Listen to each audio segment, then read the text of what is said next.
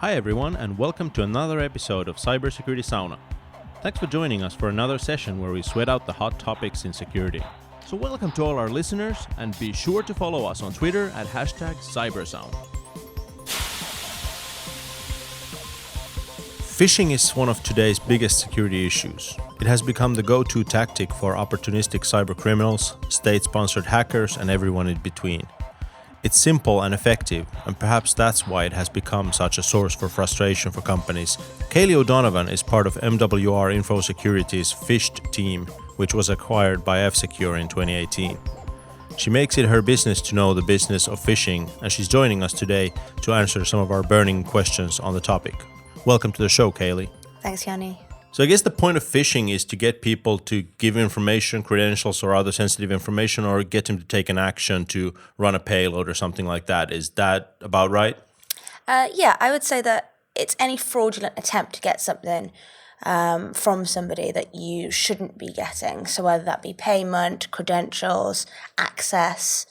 I think typically it used to always be around email, but now you have all subtypes of phishing. Right. So vishing, smishing, so voice phishing, SMS phishing, and also social media phishing as well.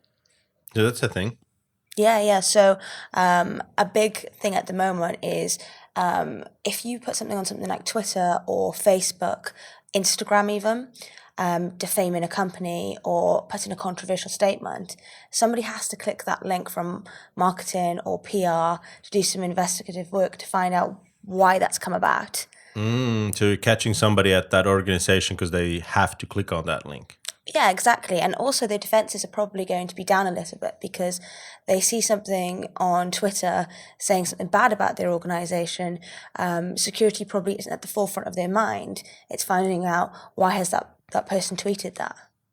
But there's also other people in organizations that are sort of more at the forefront of phishing. People, for example, in HR, they have to click on the resumes that they get, and then salespeople have to click on the request for proposal that they get.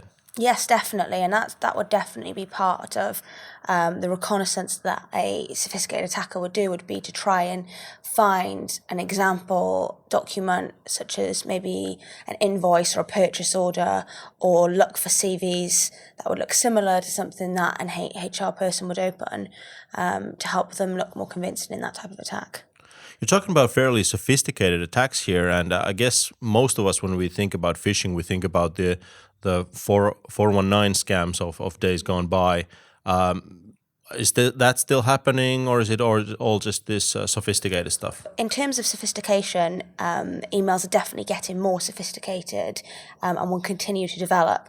In terms of sort of spam emails, I think they're increasing in terms of quantity, but it depends on the type of organization and the industry, particularly the region. We find different regions have different levels of susceptibility to spam emails. Okay, but enough people are still falling for those to make it worthwhile for the attackers. Yes, definitely. So some of the phishing we're getting these days is more polished and more convincing than just the basic Nigerian letters. How would you spot that then, the better ones? So I think the better ones, you need to really apply some scrutiny as to the intention of the sender. So you can look at things like, is this particularly urgent and why is it urgent? So if you all of a sudden receive an email saying, please pay this immediately, when normally you have sort of 30-day payment terms, then that to me would be a red flag. Even if it appears to come from the same vendor or the same supplier as you're used to dealing with, if the urgency has ramped up, that could be an indication that it's something suspicious. Another point could be if it's come from somebody more senior.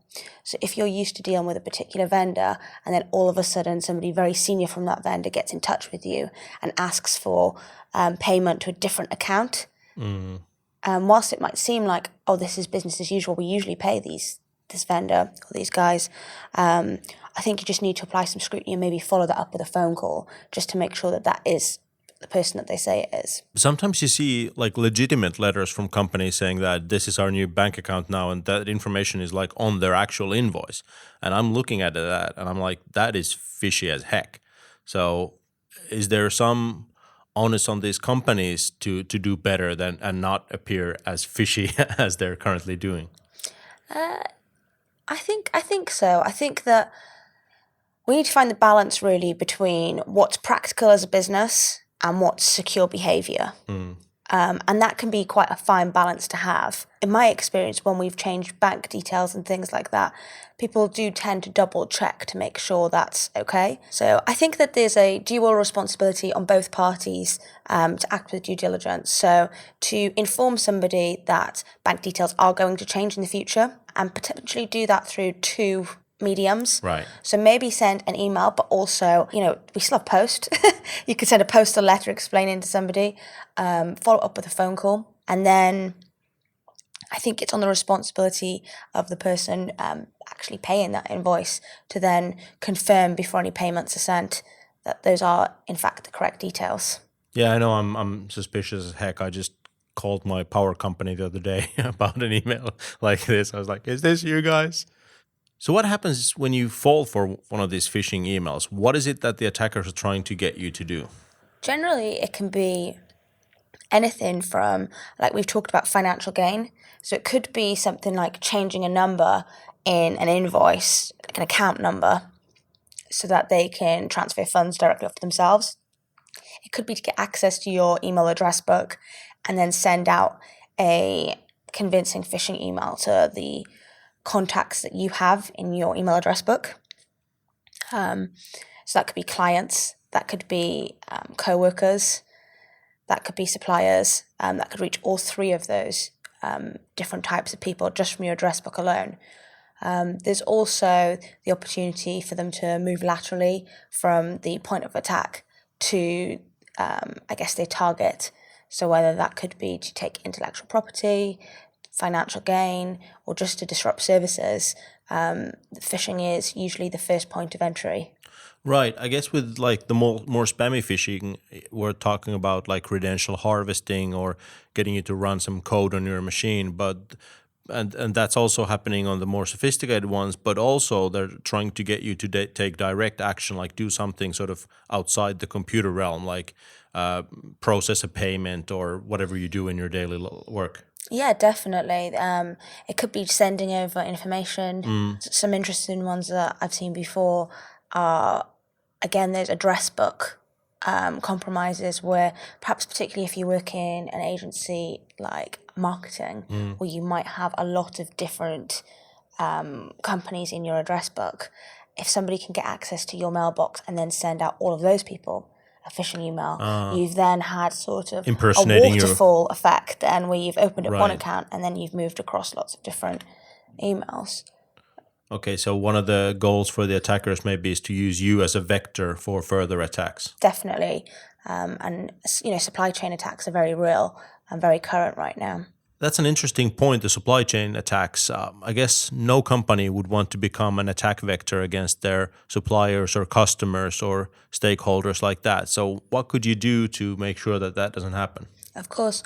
Well, that comes down to 2 points really. Three. Obviously, there's the technical side of it and having all the right technical controls in place, and following, the predict, prevent, detect, respond framework that we always recommend. Then secondly, there's the security awareness and security culture piece. And that's making security part of, the fabric of how you work, encouraging people to question and giving them the confidence and the tools to do so. And then thirdly, I think it is, again, that having those processes in place to ask that question and spot what's out of the ordinary. Okay. A lot of people seem to think that they're wise to phishing emails and can catch them. Is that really the case? Is that what we're finding? I think people are definitely more aware of phishing emails. We know that we're vulnerable to them. We know that they're a massive threat, and we know that we should be careful what we click on. But to say that anyone is immune from a phishing email, I think would be incorrect. with the right amount of time, anybody could be phished. I mean, you could send out 3 or 4 emails building up to the right sophisticated phishing email. But obviously that's in those more sophisticated attacks. In terms of those more spammy emails and those more less sophisticated attacks, people are also susceptible to them as well, because unless we're 100% focused all of the time, there is opportunity for error. I know, we phish ourselves internally. Yep. And I've been caught before on one of our simulated attacks. Oh yeah. And I think that I'm quite aware of phishing emails. That's what I live and I breathe every day. So I don't think that anybody really is immune to them. I think it would be naive to think that you couldn't be phished. Right. No, I know I've fallen victim to one of our own phishes as well. And it was one of those moments where at the moment when I clicked on the link, I was like, man, I shouldn't have done that, because I was catching myself feeling all those emotions that the attackers are trying to get. I was feeling a sense of urgency. I was feeling like I'm missing out on an opportunity. So all those things that are red flags, I was feeling them, but I still clicked on that link because it was just a bad moment for me. Yeah, definitely. When I clicked, I saw something that said there was something wrong with something, and so I instantly panicked and started clicking it to open it, and realised it's not opening. So I continued to click the button, and then I phoned my colleague who the email had originated from and started leaving a voicemail, and it started with, "Hey, I'm clicking this link. Oh, I've been phished." I put on the phone, and it's really embarrassing when you work in the phishing department of your company and they say, Kaylee Donovan clicked 15 times. But it was that initial fear that something had gone wrong. Right. And it's very emotive. And I didn't think.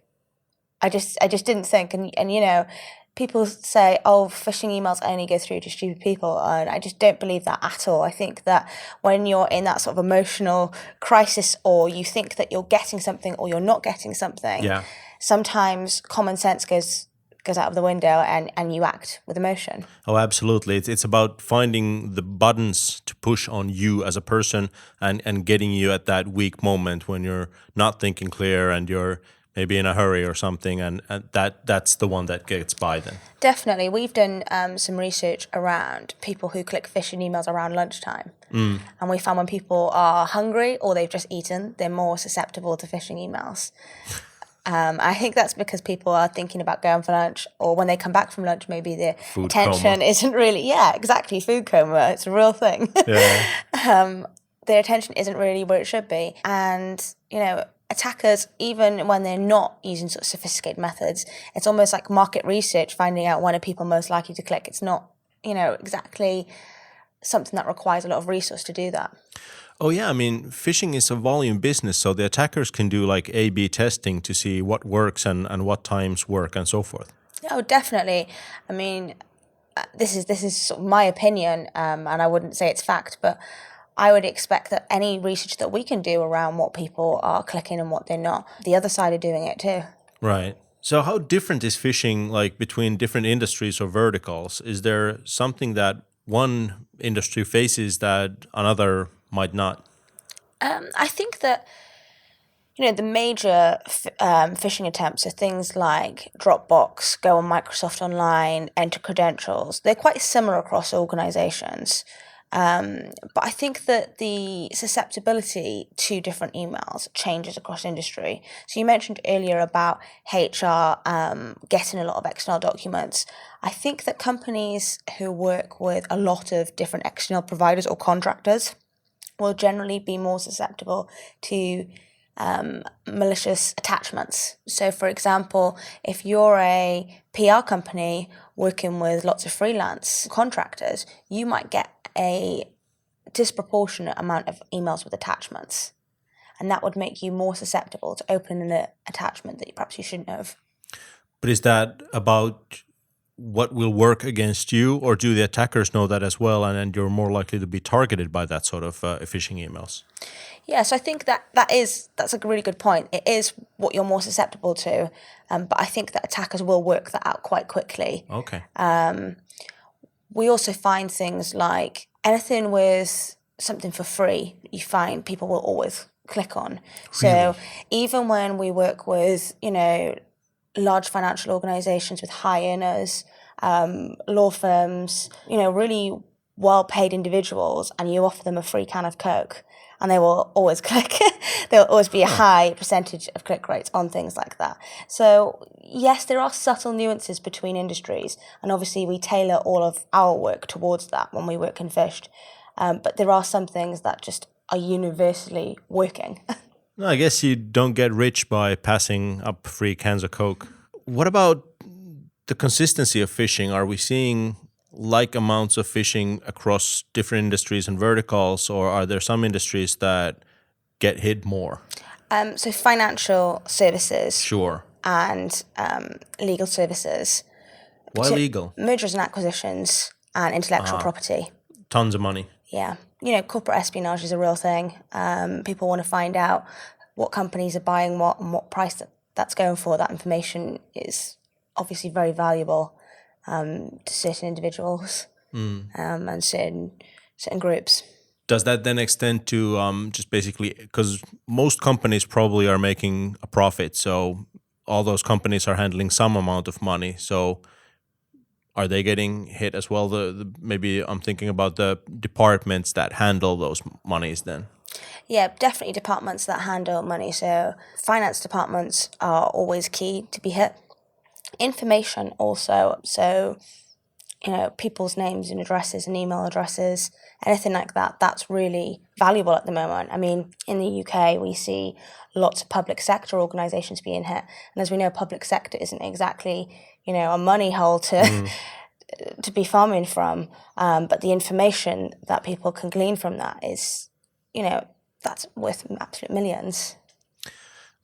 Speaking of information and people who have it, you would think that like network administrators or people like that would be a juicy target because they have the keys to the kingdom. But are attackers sort of wary of approaching people like that because they think they might be more savvy? I think that when it comes to technical people, they're just as susceptible to phishing emails as regular people. We automatically assume that because somebody's technical, they're going to be less susceptible to phishing emails.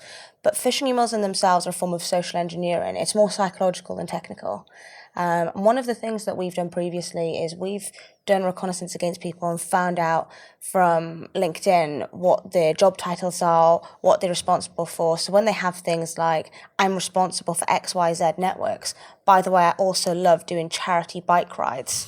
That's really good for us because we can then think, right, I'm going to create a scenario around a charity bike ride in Birmingham where this person is from and send it through to them. Yeah. And they open it up and they're not expecting it to be anything malicious. It's an interest of theirs. It's in the region where they live.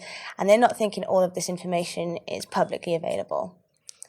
Right, yeah. What are some of the things that we share about ourselves online that makes it easier for somebody to phish us? So we give up all kinds of information online. Most people now have, things like Facebook may be private, but things like Twitter we use to communicate to the world, right? So we're not hiding our information on that. Things like Instagram show your locations. I mean, you might not even have location services turned on, but you could be tagged in something that one of perhaps your friends or one of your family has tagged you in a particular location, which might show that you have an interest in, for example, bowling, which would make it really easy for us to send you a coupon for bowling. A particular one is LinkedIn. There's no security risk for being on LinkedIn and having your job title on there and talking about what you do. But if you go into too much depth about what your roles and responsibilities are, it's very easy to emulate you and perhaps tell other members of staff, I'm responsible for this. Please send this money across to me, or please send this data over to me. And it's also easy to see what you have access to, particularly if you're technical and you say, I have access to XYZ systems. Great, you've now got a big target on your back.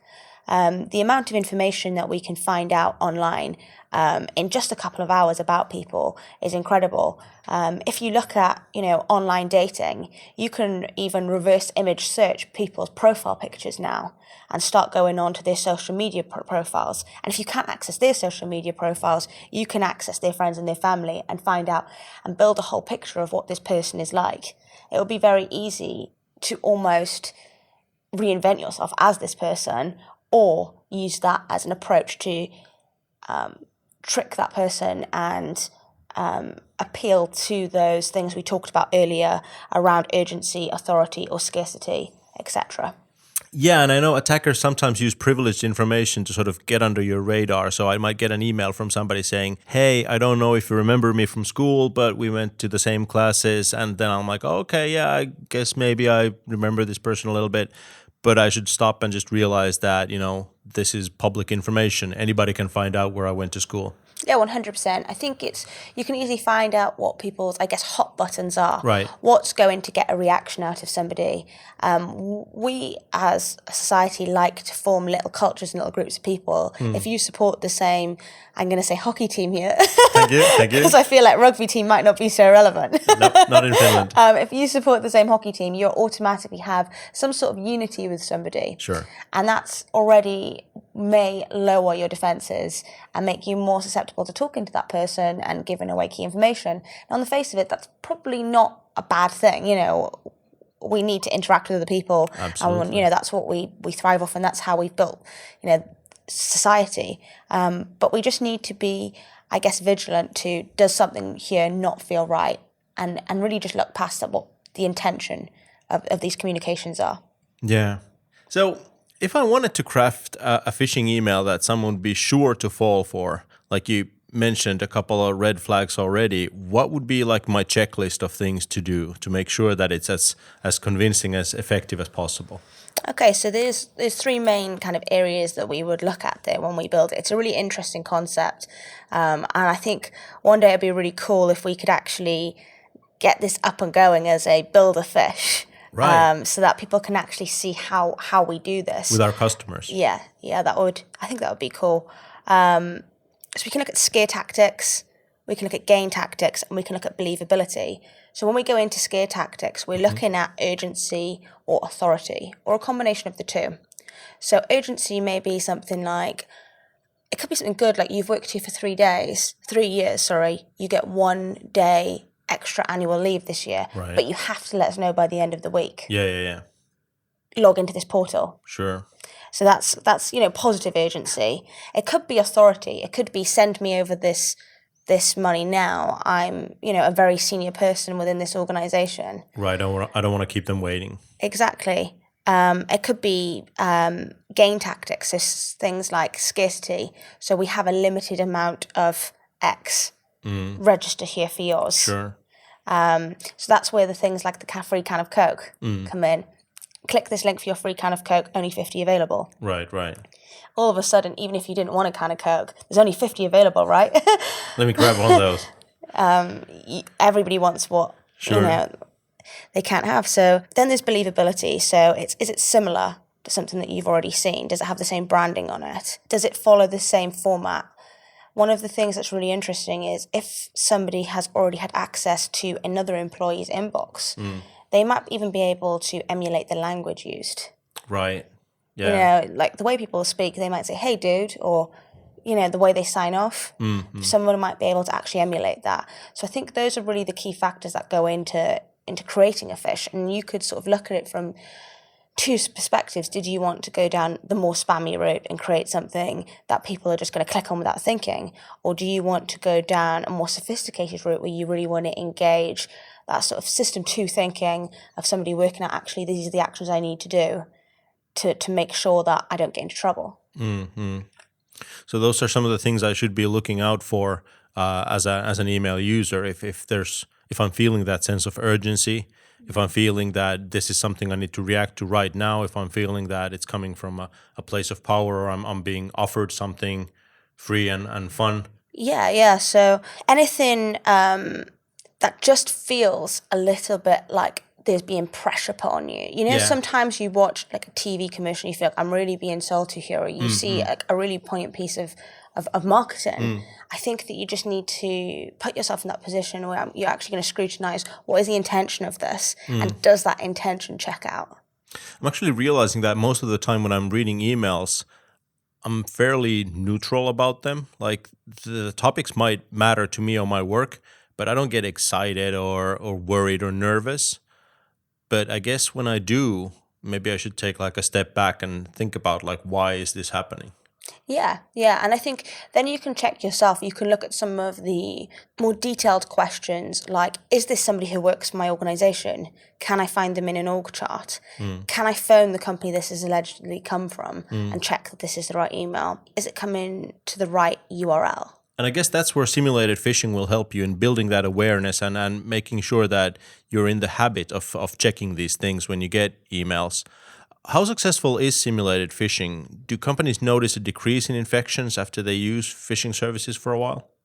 So, simulated phishing is the most effective way to keep people vigilant. We know this because when we start doing campaigns with people and testing them, the report rate increases dramatically. So people are reporting phishing emails that they get both from the simulation and actual phishing. Yeah. So I think last year we increased report rates for our clients by 1,400%. That is a lot. That's a lot. And one time someone said to me, we don't have any phishing because nobody reports them. Yeah. Which is completely the wrong answer. That means that you are getting phished, just people don't know how to report them and they're not reporting them. So I like to think of doing phishing simulations as it keeps people on their toes, but it's also like a fire drill for the real thing. Yeah. It lets people practice what they should be doing and make sure that they know how to report things when they don't quite check out. I like what you were saying about the reporting part, because we were just doing an attack simulation on a company, and as a part of that, we were doing phishing. We were hitting some of their employees. Some of them were reporting it, but none of the ones who actually clicked on our fish were reporting that they clicked on the fish. So now when the IT services got the ticket that there's phishing happening, they actually just dismissed that ticket because they hadn't received any reports of people clicking on the fish. Whereas if they had received those reports, they would have behaved differently. So both having people report phishing in the first place and also telling your organization what they did then is crucial. Yeah, definitely. So we encourage positive feedback loop. Yeah. So when somebody reports a phishing email, it's really important that they get feedback that actually something's happened with this. So even if it's thanks for reporting, this time it wasn't a phishing email, but do the same again next time. Or it's actually, this was a phishing email, well done, you stopped it in its tracks. It's really important that at some point, the person who's reported it gets some sort of feedback. Otherwise, we find that people just report emails and they feel like they go into a black hole and they don't really know what's happening, which means that after a certain amount of time, they'll just stop doing it. This is something we've looked at Fished in some of our behavioral science side under our protection motivation theory, which isn't particularly new. It's been around for quite a long time, but it's the act of when I do something happens and it works and I find out about it. And that's I'm more likely to do it again. Yeah. That engagement, that two-way dialogue about the reporting is something that's important. What are some of the other sort of metrics or approaches into simulated phishing that people should take? So I think it's all about context. We hear a lot about click rates, and I think 3 years ago, we probably measured phishing susceptibility purely by click rates. Whereas now it needs to get a little bit more analytical and apply some context and the wider picture. So we need to look at things like, what were the telltale signs that was a phishing email? How could the average Joe spot that? So you need some sort of framework for grading how sophisticated emails are. Right. So it's not just about like you failed 60% of the time. It's like you fail a little bit more when you should be looking at the subject line than when there's like homoglyphs in the email address. Definitely, 100%. It should be almost like this was a easy to very easy phishing email and only 10% of people clicked. But then it should be, this was a very difficult email and 40% of people clicked. But we can track an improvement there. Right. Because the difficulty level of phishing email number 2 was much higher than email number 1.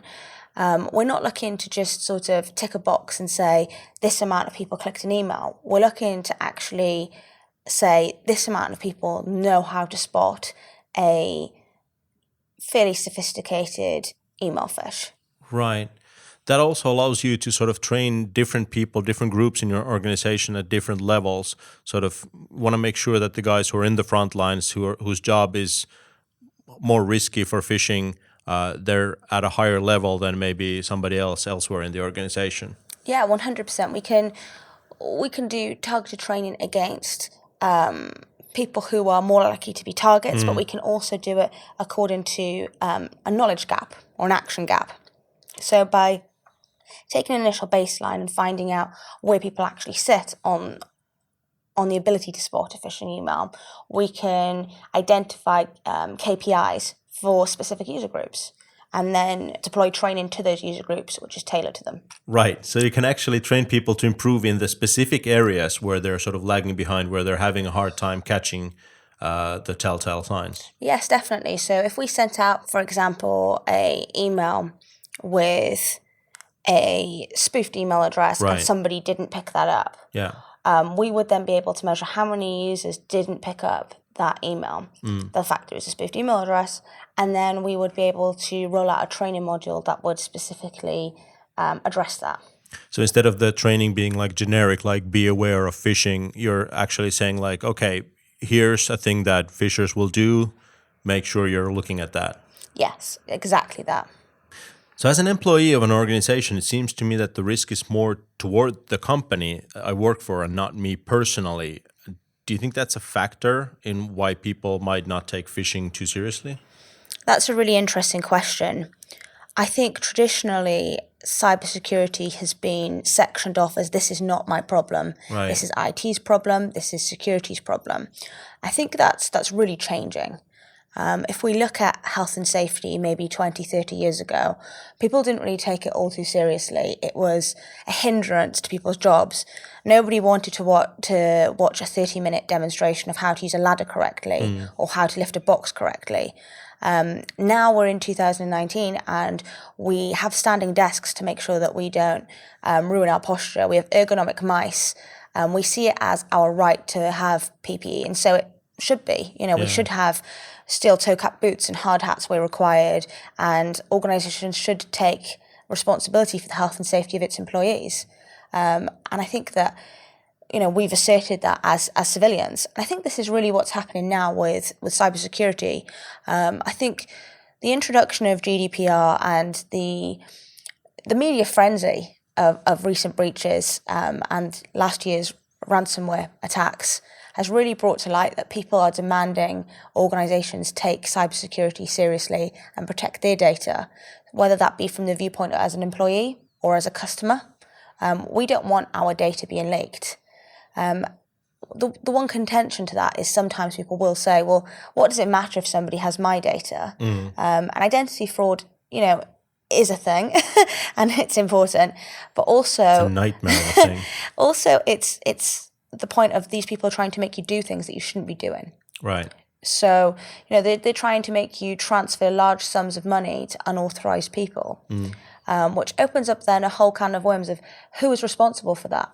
Is that the negligence of the company that didn't address your needs and train you to spot online fraud? Or is that your responsibility as an individual to not take due care and diligence when performing your job? Right. So there might be a personal liability here as well. Yeah, maybe. I think that, this is definitely a topic up for debate as to whether somebody would be personally liable if it was, really obvious that this was an online fraud. And you acted in that way. So it's in the best interest of the employees to demand that training, that awareness training, and demand tools like password managers, demand multi-factor authentication to sort of keep themselves safe from that litigation. Definitely. And also, it's important that organizations protect the information about employees. There's sensitive information kept on files, people's home addresses. Yeah. If you received an email from somebody externally to the company with your home address in, how would that make you feel? What about the war stories when things go horribly wrong? Do you have any cool war stories for us to share? Oh, gosh. So we get told stories ranging from somebody sending out an email looking like a CEO, asking receptionist to run down to the nearest WH Smith, which is a newsagent retailer in the UK, and buy £1,000 worth of iTunes vouchers, immediately scratch them all off in the shop and take photographs of them and send them through to him. And people do that? And people do that. That is awesome. And that is definitely not a business as usual action. So I would not think so, yeah. So that must have been some, pretty persuasive language and some, I guess, using the scare tactic there. Sure. Using the authority of somebody very senior telling somebody to do that. Then there's the more subtle ones where, salespeople can be quite easily targeted, and somebody changing a account number and an invoice. Right, yeah. And asking for a rebate. Yeah. That's always quite a tricky one to spot, because the email comes from a legitimate person. The invoice looks completely legitimate. Yeah. It's just, the account number that is different. I guess there's two sorts of things that boggle my mind, and one is like the more simple ones, and people still falling for those is kind of amazing. But also like the more nefarious ones, like for example, where an attacker gets inside your organization's email system and is able to impersonate a sender. For example, looking at like emails you and I sent between ourselves like 6 months ago, and then reply to the latest one and say, oh yeah, by the way, here's a link related to this. And you're bound to click on that because this was an actual conversation we had. So it's me that sent the previous emails. Why not this one as well? Yeah, that would be something that I think would be, almost impossible to spot. Absolutely. And that's where it's really important to look at the other parts that complement sort of security awareness training. Right. And that's, detection and response. Yeah, absolutely. Absolutely. All right, I guess that's it. Thanks for being on the show. Thank you very much. That was our show for today. I hope you enjoyed it. Make sure you subscribe to the podcast, and you can reach us with questions and comments on Twitter through F-Secure with the hashtag CyberSound. Thanks for listening.